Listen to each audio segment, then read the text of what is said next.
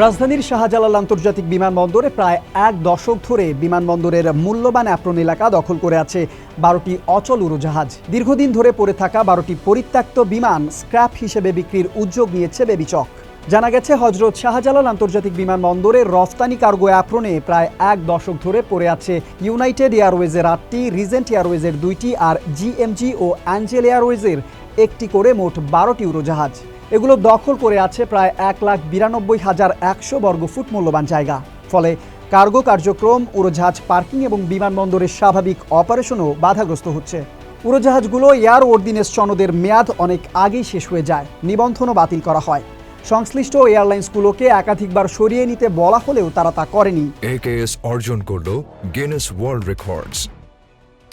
AKS দীর্ঘ আইনি প্রক্রিয়া শেষে ২০২৪ সালের ২৬ মে বিমানগুলো বাজেয়াপ্ত করে বাংলাদেশ বেসামরিক বিমান চলাচল কর্তৃপক্ষ বা বেবিচক।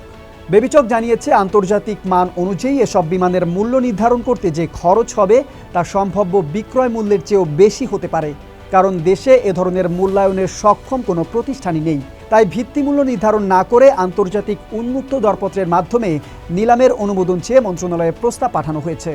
বেবিচকের আশা, আন্তর্জাতিক দরপত্রে দেশি বিদেশি বিভিন্ন প্রতিষ্ঠান অংশ নেবে। এতে বাজার ভিত্তিক সর্বোচ্চ দর পাওয়ার সম্ভাবনা তৈরি হবে। একই সঙ্গে বিমানবন্দরের মূল্যবান অ্যাপ্রন এলাকা পরিত্যক্ত উড়োজাহাজ মুক্ত হবে, বাড়বে কার্গো পরিচালনার সক্ষমতা এবং অপারেশনাল কার্যক্রমও হবে আরও গতিশীল। যে বিমানগুলো একসময় আকাশে উড়েছে সেগুলো এখন স্ক্র্যাপে পরিণত হয়েছে, আর সেই পরিত্যক্ত বিমান সরানোর মধ্য দিয়েই শাহজালাল আন্তর্জাতিক বিমানবন্দরের কার্যক্রম আরও কার্যকর করার নতুন উদ্যোগ নিয়েছে বেবিচক।